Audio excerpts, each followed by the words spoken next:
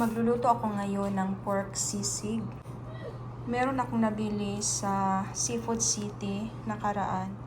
So ito yung binili ko. Meron konting taba, but more on may laman siya. More on malaman. So ayoko kasi yung puro taba lang siya pag gumagawa ko ng pork sisig. Magluto ako ngayon ng pork sisig. So, meron tayong pork dito. Ilalaga ko lang siya muna bago ko siya prituhin. So, ilagay lang natin dito. So, yung pork, more on malaman siya and then konting taba. Ayoko kasi yung pork sisig na halos taba ng pork. Gusto ko kasi yung may laman. May laman siya and konting taba lang. So, nilagyan ko na ng asin. Lagyan lang natin to ng asin para tumalab yung lasa sa pork. And then, lagyan ko ng garlic powder. Konti lang. And then, onion powder. Lagyan natin ng pamintang buo. Konti lang. Then, meron tayong yung bawang, hindi ko tinanggalan ng balat. Dinurog ko lang. So, meron tayong bawang dito and then meron tayong onion. So, ilagay ko lang yung onion dito. And then, yung bawang, meron pa siyang balat. Ilagay ko na dito. Hindi ko tinanggalan ng balat. And then, lagyan natin ng tubig. So, meron akong hot water dito. Ito na yung gagamitin ko.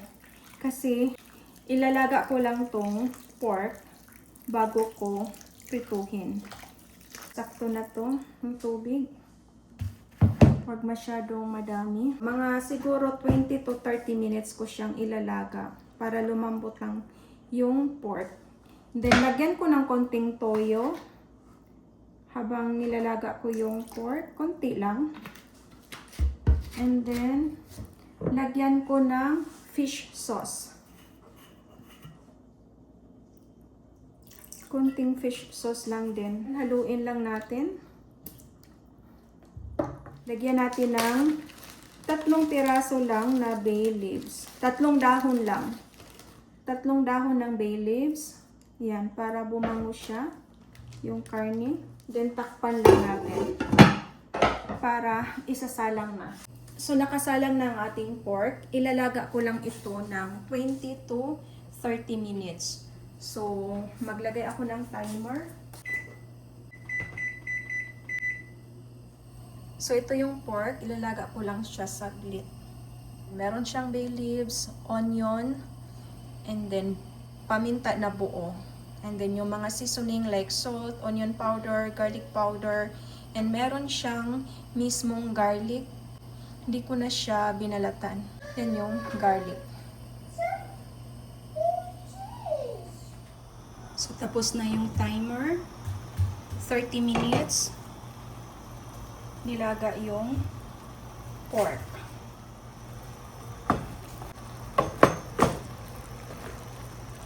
So, i-off lang natin.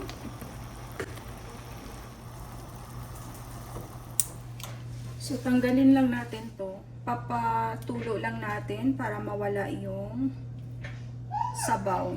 Para matanggal yung sabaw sa karne. Bago siya ipiprito. Thank you. Thank you. Thank you. No, no, no, no. No, no. So, dito yung anak ko.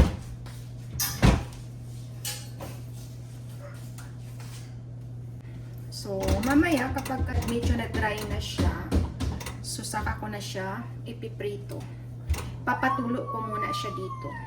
So, nalaga ko na yung karne ng baboy. Nilaga ko siya ng 30 minutes. Naka-timer siya. So, mamaya, ipiprito ko ito para sa ating pork sisig. So, ito yung broth, sabaw nung pinaglagaan ng ating pork. So, dry na yung pork. So, ready na siya para iprito. So, maglagay lang tayo ng mantika para iprito natin yung pork. Okay, tama na to.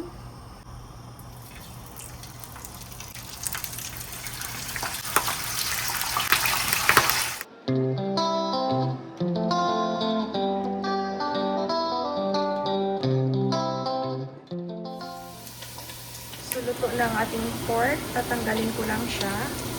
And then, papatulo natin dito sa cooling rack.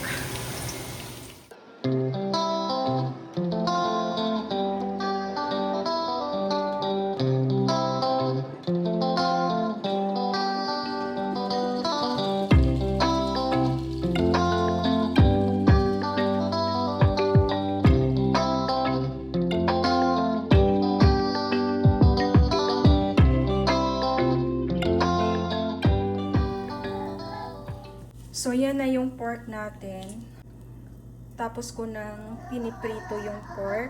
So, pinapatulo ko lang dito. Nilagay ko sa cooling rack para mawawala yung oily.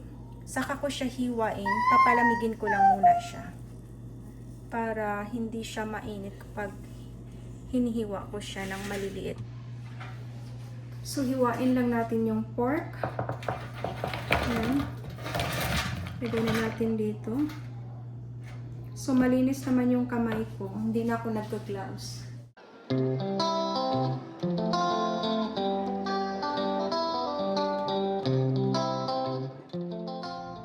So, natapos ko ng in-slice ng maliliit yung piniprito kong pork kanina.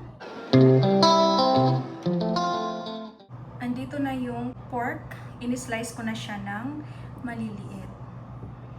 Yan, nilagay ko dito sa bowl. Lagyan lang natin ng bawang. So, meron akong nakaslice na onion at saka garlic. So, ilagay lang natin yung onion. In-slice ko siya ng maliliit. Buhos na natin dito. And then, meron tayong bawang. Ilagay na rin natin yung bawang dito. Haluin lang natin. Lagyan natin ng konting wow sarap.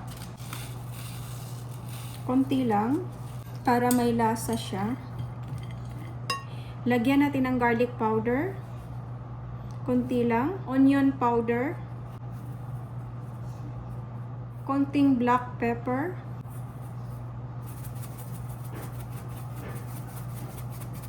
Konti lang. Lagyan natin ng konting toyo. Silver Swan soy sauce. Konting-konti lang. Huwag damihan. Konti lang. Lagyan natin ng konting fish sauce. Konti lang, huwag damihan. Konti lang. Yan, sakto na yan. Then, lagyan natin ng kalamansi. So, wala akong fresh na kalamansi. Meron akong nabili sa Seafood City. Pure kalamansi. 100% pure juice. So, lagyan natin.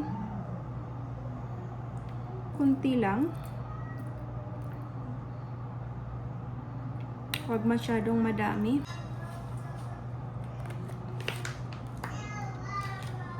Haluin lang natin.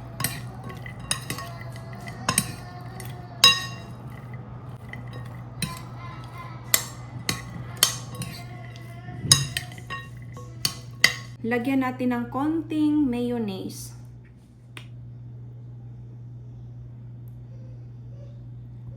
Konti lang. So, wala akong sili. So, wala akong mailagay na sili dito. Pero kapag ka meron kayong siling labuyo o sili yung pansigang, mas maganda sana kasi mabango yun. Dagdag lasa sa pork sisig. So, depende na sa inyo kung gaano kadami ng mayonnaise ang ilalagay nyo sa inyong pork sisig. Nilagay ko na lahat ng ingredients dito. Mag-prepare lang tayo ng butter. So, meron tayong kawali dito. Lagyan ko lang ng konting butter. Salted butter po ito. Ilagay na natin yung ating nakatimpla na pork sisig.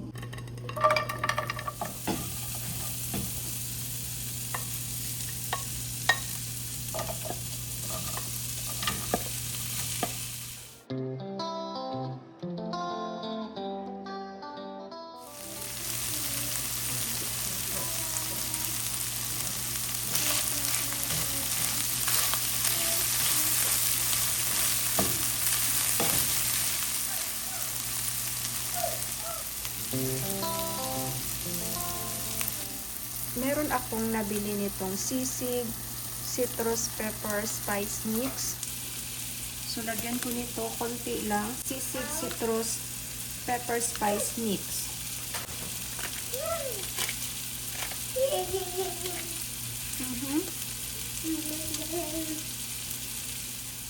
Haluin lang natin.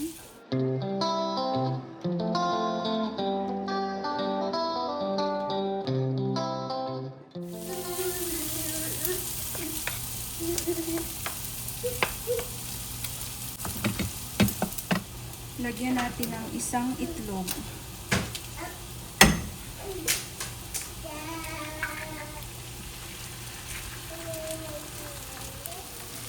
Nilagyan ko ng isang itlog.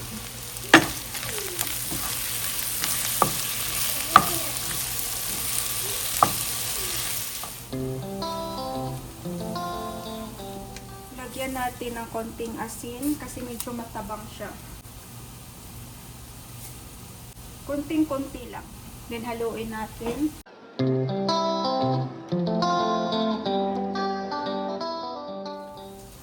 Tikman lang natin. Luto ng ating pork sisig.